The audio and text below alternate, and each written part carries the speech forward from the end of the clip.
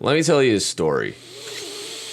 Once upon a time, there were a couple friends who were a little secret spot they like to call heaven. One of them was like, hey man, why don't we build like a water slide? Water slide? What do you mean water slide? I mean like 100-foot slip and slide. And he was like, no way. So then he told his other friends and they were like, no way. And then he told me and I was like, dude, that thing is massive. How are you gonna carry buckets up that thing all day? And he was like, check it, dude, we'll rent a water pump. And I was like, no way, does that thing really have enough power to push water all the way up the hill? And he was like, yeah, no problem. And I was like, sick. Shout out to Honda Power. Ooh. So we set a date, July 1st, Canadian Independence Day. Oh, Canada. T-minus 5 days and nobody's talking about it. Like, hey, what's up, boys? We're doing this or what? I don't know. And I was like, what do you mean? It was the first summer of COVID and everyone was itching to get out of their houses. So I'm like, you know what, man? Screw it. I'm gonna do it. So I did some research, figured out what kind of tarp we needed. Turns out everywhere I looked online that none of them would come on time. So my only option was to drive 4 hours to get a $150 tarp. At this point, nobody really expressed any interest of doing it. So I had no guarantee that anybody would actually come through. So I was tossing and turning, but then I said, fuck it. So I made the drive, got the tarp, and now everyone got excited. I'll bring the shovels. I'll bring the water pump. I'll bring the limestone coronas. So all it really took was that first piece of the puzzle to get everyone in love with the idea. So we dug a trench, pinned down the poly with some tent stakes, set up the water pump, and we were good to go. Next thing we knew, we were having one of the greatest days of our lives. Yeah!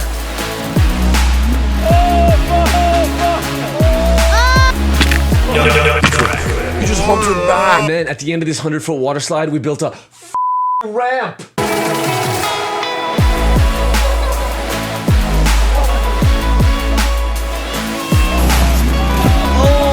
Before long, the locals saw what we were doing and they were all coming up for their turn at the water slide. It was awesome. Everyone let go of their fear of getting sick and they said, you know what? I'm gonna live today. Yeah, buddy.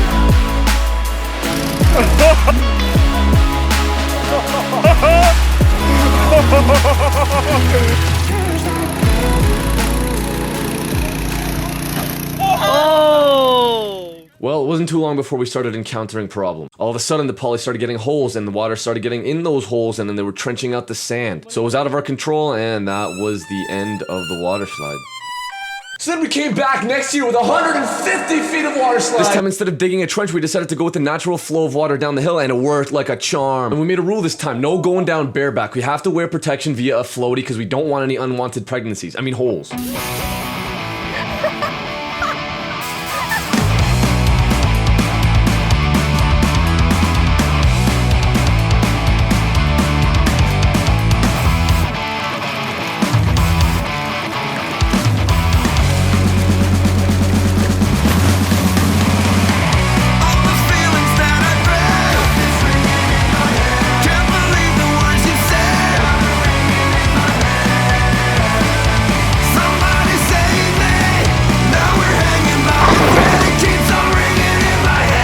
And the rest is history.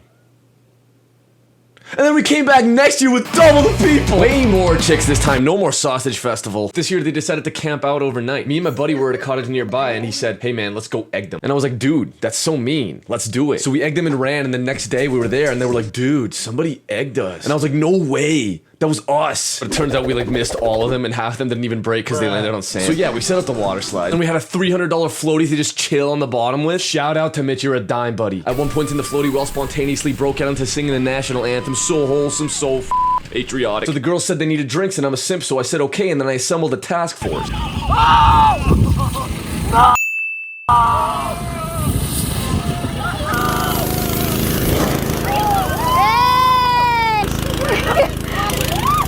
There was even a cute girl there and I got her number, but I'm pretty sure I made her think that I just wanted to sell her shrooms because I'm a social train wreck, but that's okay. And my buddy Fred just blitzed out of his mind. Comes up to me and says, hey man, I have like $600 worth of fireworks. I was like, oh boy. Right before we were about to set off the fireworks, a couple of cops rolled up and we were like, oh no. Because at any given time, we must have been breaking at least 20 different municipal bylaws. So they came up to us and they were like, hey guys, I know it's Canada Day. Just watch your fires. Don't get too drunk. No fireworks in the river. You guys have a good day. And we all just kind of looked at each other and went, yeah! We were giving them hugs, shaking their hands, telling them Happy Canada Day. So we ended the night with a beautiful display of fireworks, and once again, one of the greatest days of my life.